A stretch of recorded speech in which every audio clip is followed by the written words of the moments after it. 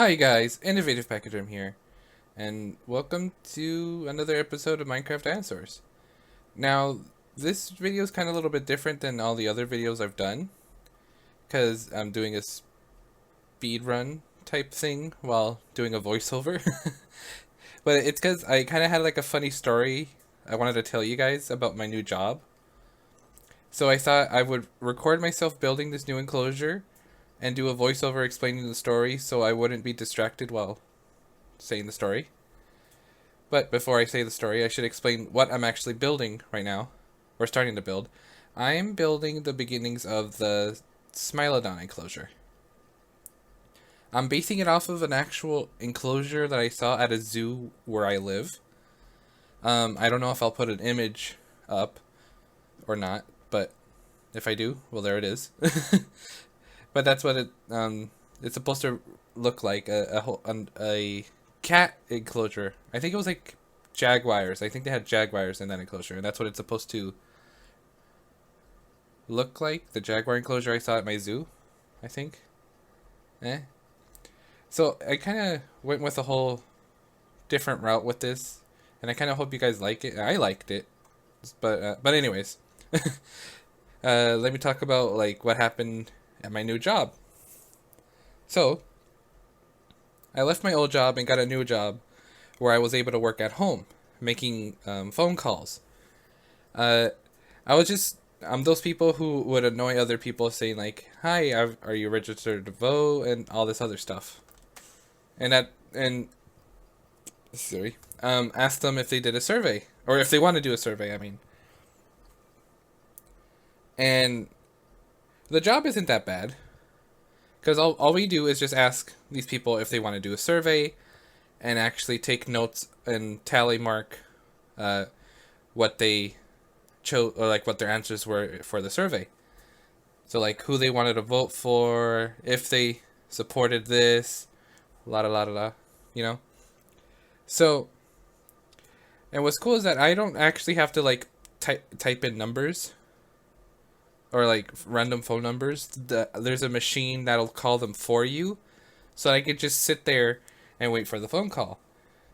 So, and I think you guys know I have a drawing tablet, and it counts. It kind of has. It's kind of like a second monitor.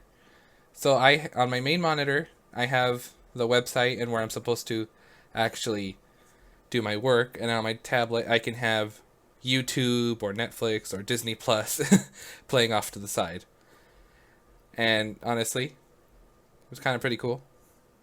The job wasn't that bad. If I got rude callers, I had the power to either hang up or they hang up on me. But I never got butt hurt whenever they insulted me because I knew what I was getting into while getting into the phone call business. I think anyone should already be expecting that if you ever start making phone calls at home as your job or whatever, that you'll get those rude people. But anyways, apparently one of the calls I got was a 911 operator, right? But I didn't know this until he said it in later in the call. So I called him saying, "Hi, blah blah blah. I'm part of blah blah blah. Would you like to do a survey?" And he responds, "Wait, hold up. I'm getting another call. I'm gonna put you on hold really quick." And he puts me on hold, but I can still hear what he's saying in the background, right? He says, 911, what's your emergency?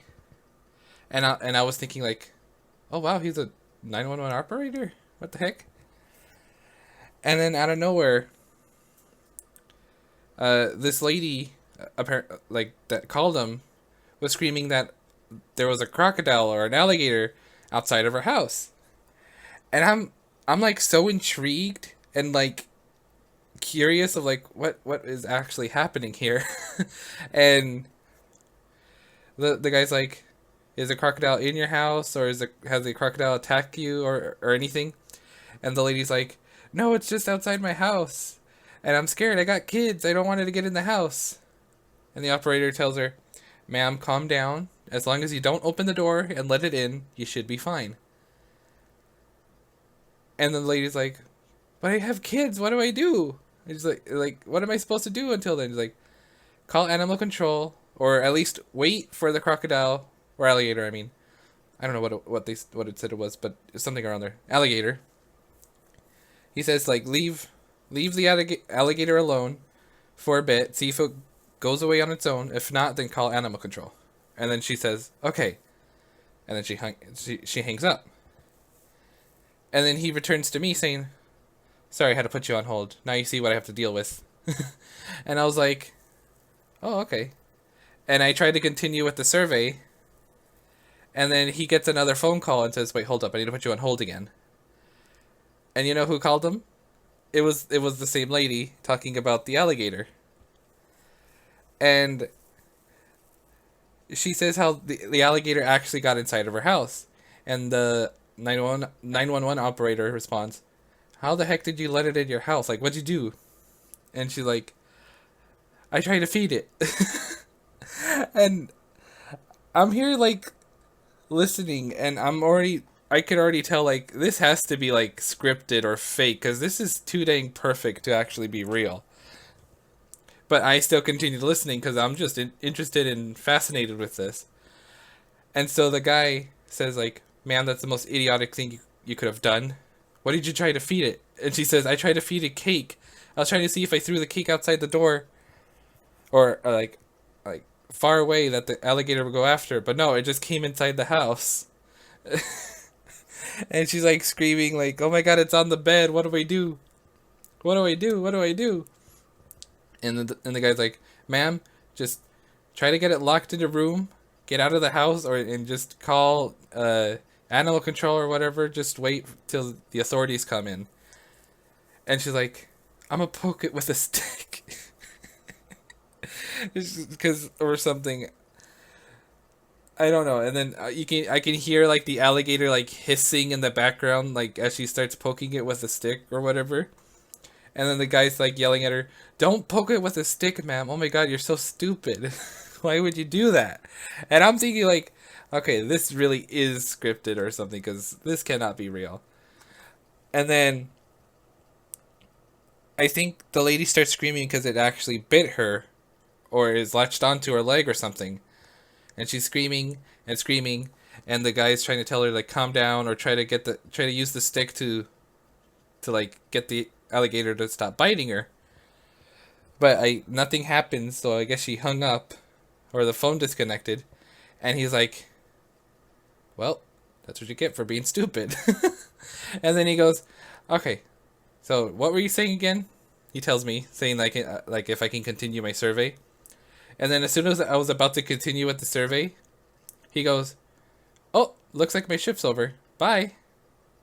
And then I can hear like the sound of like him hanging up the phone. And I thought, well then, what do I do now? And you know what happened? It looped. It was a voicemail that I was listening to this whole time. As soon as he said my shift's over, goodbye, and you heard the phone hang up, the message, or like the whole scenario, repeated itself. And that caught me completely off guard, because I actually thought this was somewhat real, but it was too damn perfect to be real. So I was just trying to be optimistic. And what was funny was that throughout the whole phone call, I was just taking notes about the phone call, because I did plan on making a video about this. Like, I just thought it was just too damn perfect just to not like tell anybody.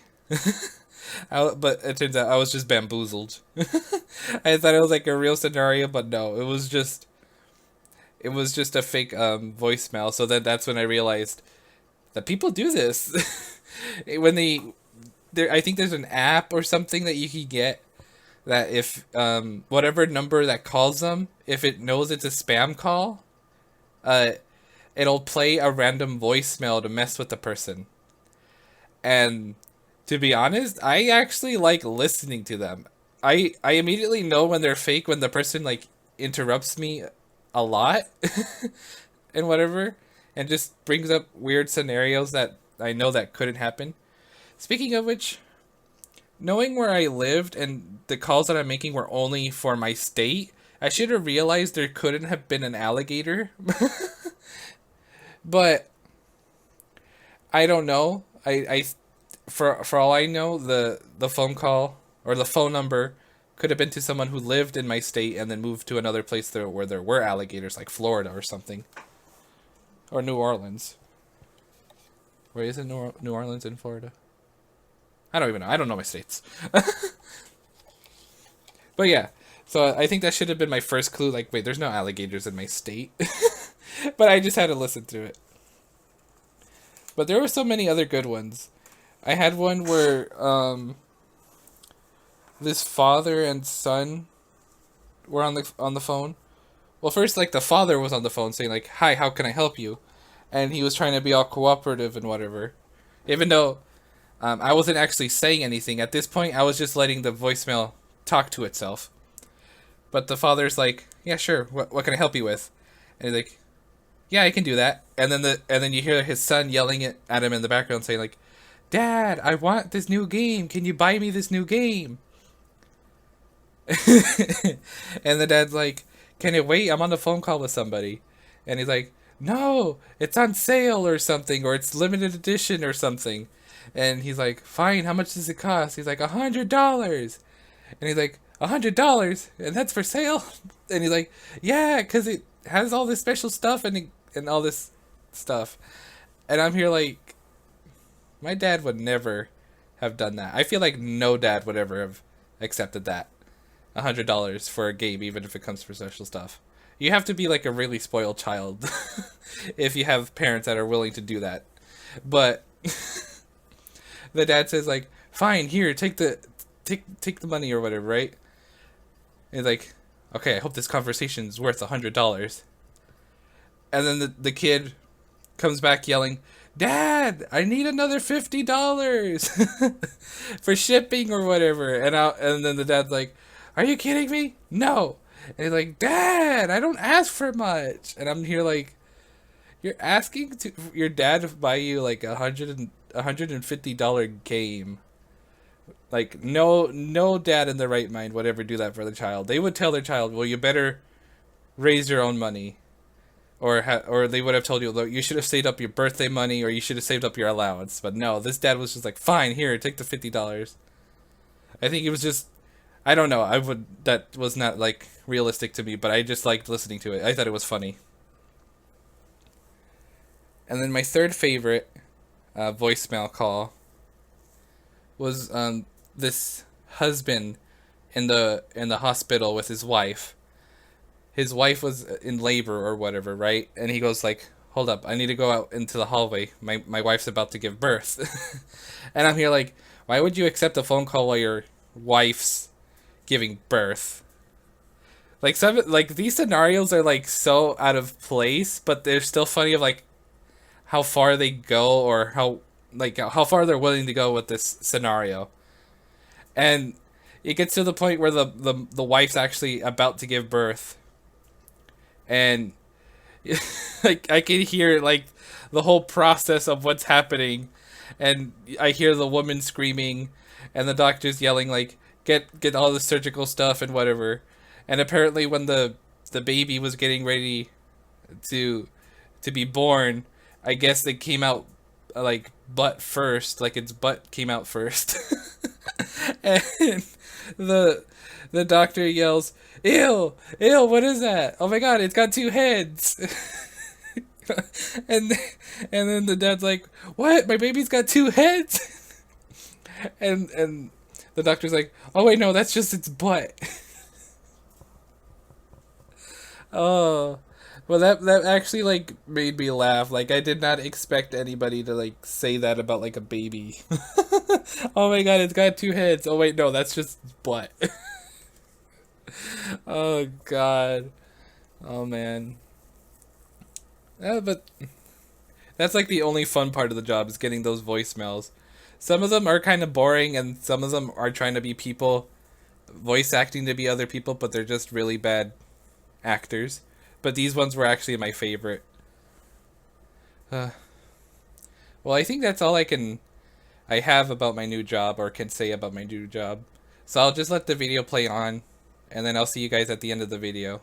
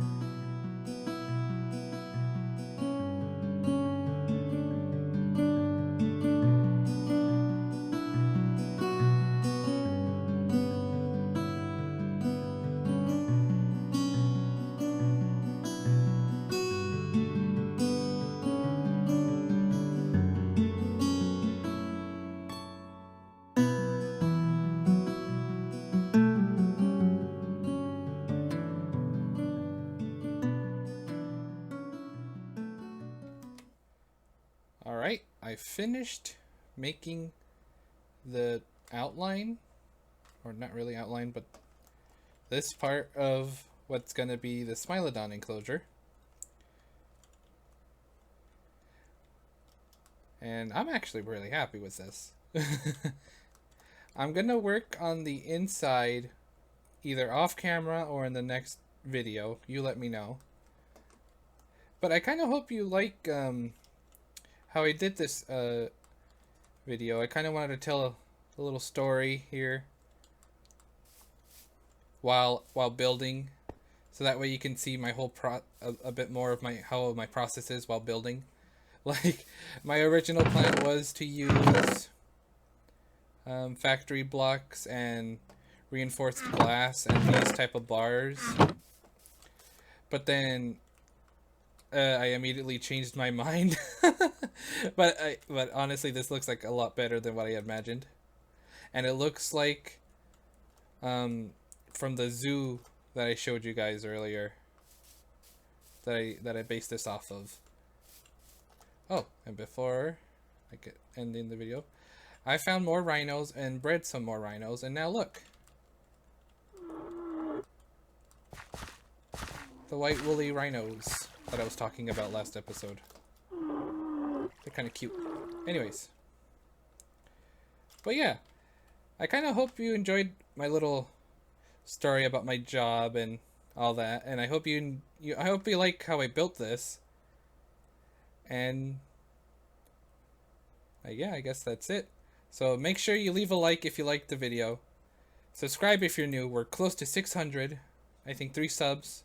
Or maybe you already hit it by the time I upload this video. But anyways. Subscribe if you're new. Leave a like. And I'll see you guys next time. Bye.